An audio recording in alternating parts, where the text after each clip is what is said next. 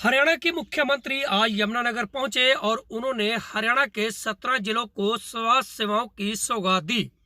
बता दें कि 100 करोड़ रुपए की लागत से तैयार हुआ यमुनानगर का सिविल अस्पताल में आज मुख्यमंत्री, गृह मंत्री, शिक्षा मंत्री और कई भाजपा का नेता यहां शुभारंभ करने के लिए पहुंचे थे। मुख्यमंत्री ने यमुनानगर में पहुंचकर बटन दबाकर 17 जिलों के स्वास्थ्य केंद्रों का शुभारंभ किया और स्वास्थ्य सेवाओं को और बेहतर बनाने की बात कही। ऐसे में मुख्यमंत्री ने कहा कि 55 ऐसी लाइलाज बीमारियां हैं जिनको वेबसाइट पर दर्ज करने के बाद उनकी वेरिफिकेशन होगी और जिनको वो बीमारी सही में होगी उसको सरकार हर महीने 2750 रुपये पेंशन देगी।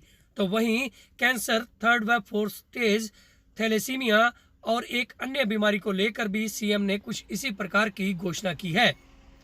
बता दें कि सीएम भले ही आज यहां पर शुभारंभ करने सिविल अस्पताल का पहुंचे हों, लेकिन उन्होंने कहा कि उनके मन में यह है कि इन अस्पतालों में कोई भी मरीज ऐसा भर्ती ना हो जिसको लाइलाज बीमारी हो।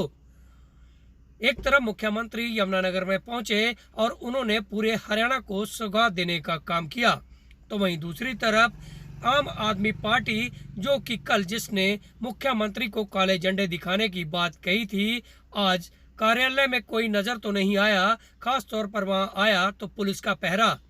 ऐसे में जो नेता वहां पर पहुंचे उन नेताओं को वहां बेरंग लौटना पड़ा। बता दें कि जिस कार्यालय में कल सीएम को काले झंडे दिखाने की बात कही थी, जिस नेता के नेतृत्व में यह बात हुई थी, आज वही नेता दूसरे नेताओं को व कार्यकर्ताओं को अपने कार्यालय से बाहर भेजता हुआ नजर आ रहा था। ऐसे में एक महिला जो आम आदमी पार्टी की कार्यकर्ता थी, उसने जब विरोध किया तो पुलिस ने उसे भी हिरासत में ले लिया ताकि सीएम के इस कार्यक्रम में कोई भी खलल ना डाल सके।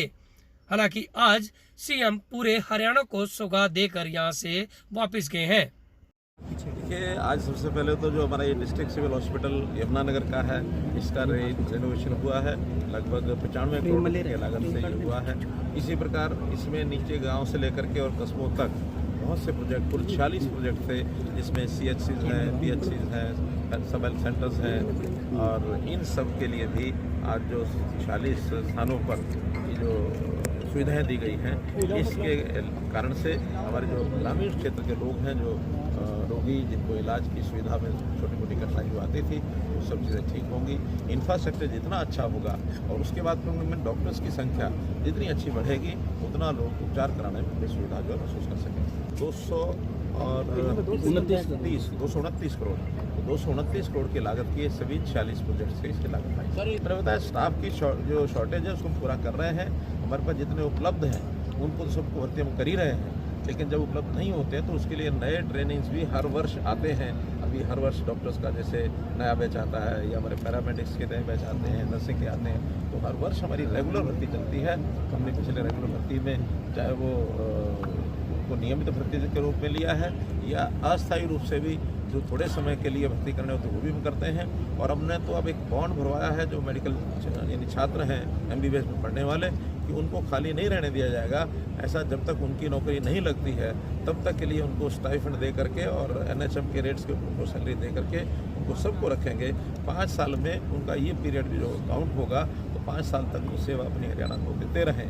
इस प्रकार के कुछ वर्ष के बाद वो बॉन्ड भी शुरू हो जाए। नाम वो इंगित कर दिए गए हैं। 55 बीमारियाँ ऐसी हैं, पैसे के अलावा कैंसर का अलग है और थैलेसीमिया का और हेमोफीलिया का ये अलग है। तो ऐसी ये बीमारियां हैं, ये सर्टिफाइड बीमारियां हैं, और इनका जो भी डॉक्टर हॉस्पिटल से उनको एक बार सर्टिफाई कर देगा ये इस बीमारी से ग्रसित है, तो वो उसको लगभग ये लाइलाज है। फिर भी अगर इनमें से कोई ठीक हो जाता है, उस समय तक ये जो पेंशन है 2750 की वर्तमान में है, आगे जैसे जैसे ओल्ड एज पेंशन का रेट है उसको वो बढ़ता रहेगा, ताकि परिवार को उनके खर्च की छोटी मोटी जो आवश्यकता होती है उसको सब पूरा कर सके। देखिए, आश्वासन का विषय नहीं होता है, वो बातचीत होती है। तो उस बातचीत में जब भी ऐसा विषय आएगा कि जिसके अंदर उनकी बातचीत के हिसाब से और सरकार के हिसाब से जो बातचीत होगी, हमारी सहानुभूति पूरी है खिलाड़ियों के साथ कि उनकी बात को हम किस तरीके से ठीक आगे बात करके, लेकिन दो तरफा बातचीत होती है। जहाँ तक क्रिमिनलिटी का विषय है, वो हाई कोर्ट ने, सुप्रीम कोर्ट ने उनके खिलाफ FIR के लिए कह दिया है,